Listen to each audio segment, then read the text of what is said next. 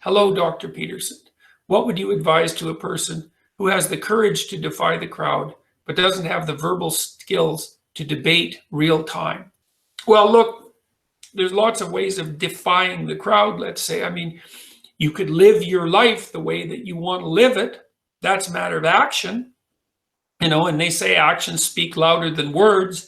And one of the best things you could possibly be is an inspirational example. So that's not nothing. That's something. Live properly in your defiance of the crowd, right? Make your own course. Allow yourself to be guided by your own genuine principles. You don't necessarily have to advertise that, which is in some sense what you're doing when you're debating, because you're taking the manner in which you act, like if you're an integrated person and you're articulating that.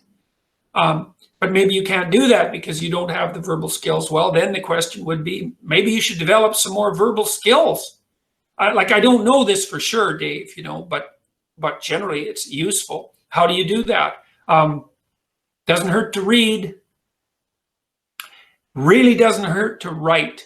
A little bit of writing every day clarifies your thinking. It's a hard thing to do, and it's an unlikely thing. Most people won't do it. But man, you wouldn't be asking me this question if you didn't think at some level that some improvement in your verbal ability would be useful to you.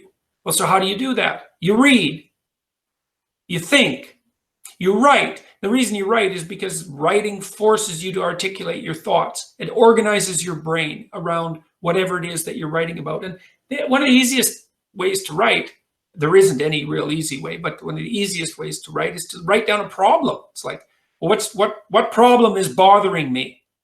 Well, you can write about that, first of all, to get the problem clear, because that's a hard thing. Then you start to write about what might possible solutions be.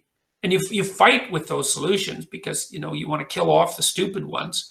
And then, maybe you need to learn to speak more fluently. Maybe you need to, what might we say? You could try a class in improvisation. And maybe that's too daunting. You could join a speakers club like Toastmasters. You could try talking more at dinner parties a little bit more once you formulate your thoughts. You have to be willing to be somewhat of a bumbling fool to begin with, right?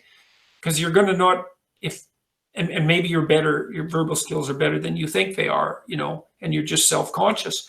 But you have to practice putting yourself forward a little bit. And tentatively, you can do a lot of that, a lot of that initial learning how to interact with people, though, by asking them questions about what they think and then responding instead of being too concerned about putting your own point forward. So, all right, so what's the answer? What would I advise to the person who has the courage to defy the crowd? Good, live according to your principles, right? And that's not a verbal thing. And you can be a good example, and that's a major accomplishment.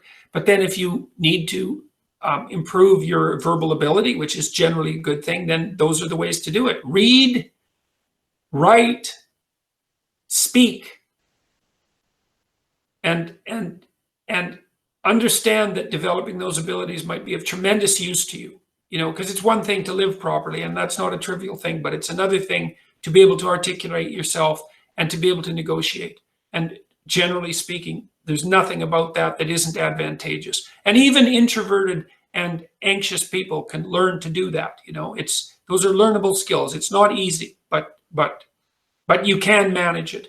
You can also speak carefully, and listen to what you're saying and only try to say things that you think are true. That's also unbelievably useful. You have to feel that out. Like, is this really what I believe? Or am I putting it forward, well, because I want to look good, or I want to dominate, or I want to express obliquely an emotion that I'm too cowardly to come out and confront directly, or am I being manipulative?